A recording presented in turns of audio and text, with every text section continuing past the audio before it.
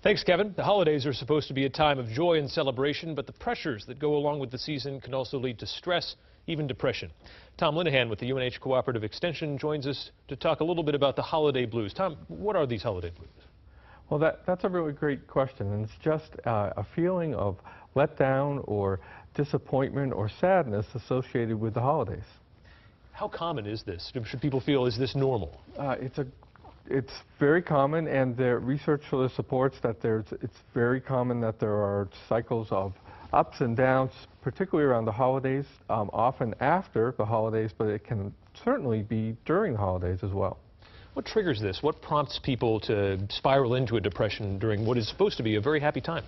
Well, there's lots of reasons why one might feel sad and isolated during the holidays.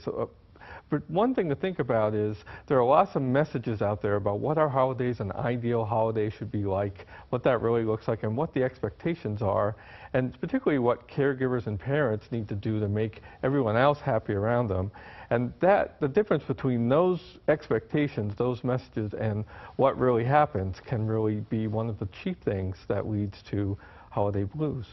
What can people do? Is there anything, I mean, obviously not a lot of people can just go and see a psychiatrist or something like that. They're so busy, they might not have the money. What can somebody do? Not need to, oh, right? That's true. It might not be that lots bad. Of us, right. So, but one thing to do is to take a real hard look at what your expectations are for the holidays and try to match your values of what you're doing around the holidays.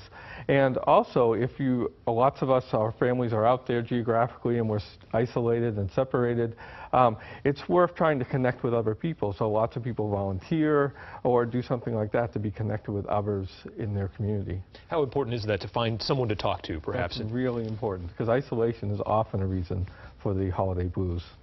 With the weather trapping people in and all that. Right. Are there times at all when additional support is needed, when you might need to go see a medical professional? Right, absolutely. So any time when your life is really being impacted by your sadness or your inability to do everyday life activities, certainly that's a time when you might want to seek more support. And if you or a loved one ever have feelings of hurting themselves or hurting someone else, that's really a time to get some support. And if you think someone that you know is suffering from the holiday blues perhaps a little bit more than usual, what should you do to try and bring them out? Well, I think there's a continuum from just making a connection, so somebody you know, an elderly neighbor or somebody you know who's alone for the holidays, just making a connection with them can make a big difference. Or if they're really having trouble with their life and they're not being able to do things they used to be able to do, they're not sleeping, not eating, then really urging them to get some support could be really useful. All right.